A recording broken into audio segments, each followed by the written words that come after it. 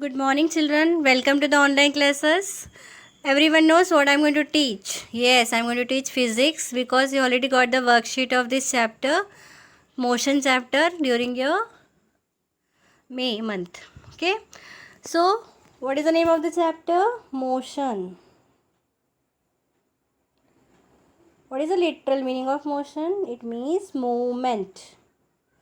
But if according to physics, if I have to define motion, it is the change of position with respect to time. Okay, with respect to time we are changing the position.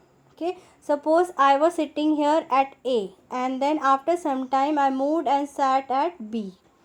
So I can see the change in position from A to B. But how did I come to know that I have moved from A to B? There is a reference point A. This point is called as reference point or origin. This tells that the person has moved from A to B. Okay. So motion, if I have to define, it is a change in the position of an object or body with respect to time. Once again I am repeating, change in the position of a body or a person with respect to time. Clear? In lower classes you studied about different types of motion like circular motion. Come on, tell which are the different types of motion. Circular motion, oscillatory motion, periodic motion, rectilinear motion. But in this chapter we are not going to study all these things. We are going to study different, that is uniform motion and non-uniform motion. Okay, uniform motion and non-uniform motion. We are going to study this. Now to understand uniform motion, let me take an example. There are 4 points A, B, C, D and a person is moving from A to D. Now from A to B he took 5 minutes. B to C also 5 minutes. C to D also 5 minutes. And from A to B it is 2 kilometers. B to C also 2 kilometers. And C to D also 2 kilometers. So when a person covers equal distance, okay, everywhere it is 2 kilometers in equal interval of time, such kind of motions are called as uniform motions. So if you have to define uniform motion, what you will say? Equal distances covered in equal interval of time. Such type of motions are called as uniform motions. Now what do you mean by non-uniform motion? Again I'll take same example, A, B, C and D. A person covers a distance from A to D passing through B and C, but the time interval is same everywhere. Okay, we are seeing the same time interval. Now for A to B, suppose he is walking 2 kilometer. B to C, he is walking 3 kilometer. C to D again 2 kilometer. What you see? He is not covering equal distances in equal interval of time. So such kind of motions where equal distances are not covered in equal interval of time are called as non-uniform motion. Okay, it is called as non-uniform motion. Okay, now when you start physics motion chapter, before starting this chapter in detail, you should know 2 terms very nicely. One is scalar, another one is vector. I'll ask you simple question. Mass, you know what is mass, temperature, time, do they have any direction? Can you tell me the direction of a time? No. Can you tell the direction of a mass? No, you cannot tell. Okay, so those physical quantities which do not have any direction but has numerical value, that is magnitude, such physical quantities are called as scalar quantity. Example, mass, temperature, length, etc. Vector quantities, they will have magnitude as well as direction, force, displacement, velocity, etc. Okay. So scalar quantities, if I have to define scalar quantities, physical quantities that has only magnitude is called as scalar quantity. Vector quantity which has both magnitude and displacement, it is called as vector quantity. Example I have given here. Hope you have understood this. Next. Okay.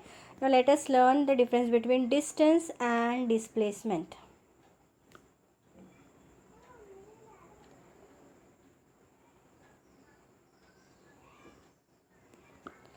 Now I started from here, went here and then came back here. Okay, A, B, C. Suppose this is 5, this is 6 and then this is 4. Not possible? Don't consider it as a right triangle, okay? Then it is possible. Okay. Now if I have to find the distance covered will be 4. From A to B it will be 4. A to B while passing through, so it will be 4 plus C 6 plus 5 means how much? 15. Now what is the shortest distance to go from A to B? It is 5.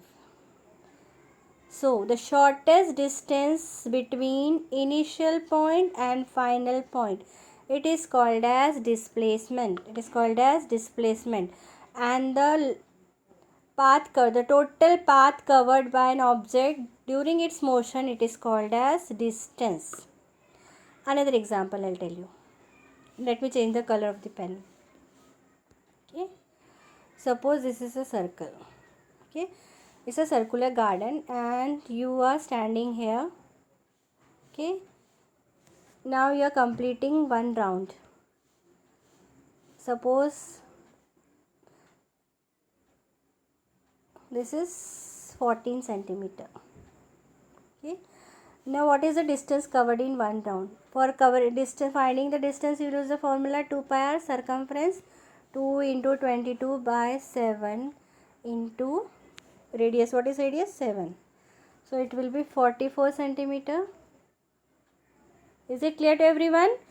Now I have to find the shortest distance. I have to find the displacement. I have started from A and again came back to A. What is the shortest distance between the initial and the final? My initial point was A and final point also A. So what is the distance? 0. The displacement is 0.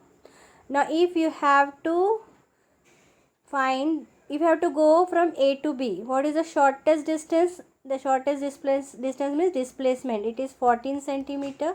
But if I have to find the distance covered, I will go like this. If I am going like this is the total distance covered. Okay. So it will be pi r, half of the circumference. Okay. So that is the distance between that is the difference between distance and displacement. So if I have to differentiate between distance and displacement, let me explain you the differences. First difference will be obviously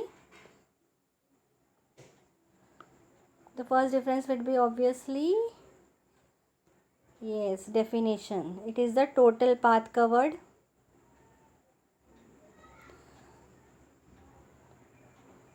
And displacement, shortest distance between the initial and the final point.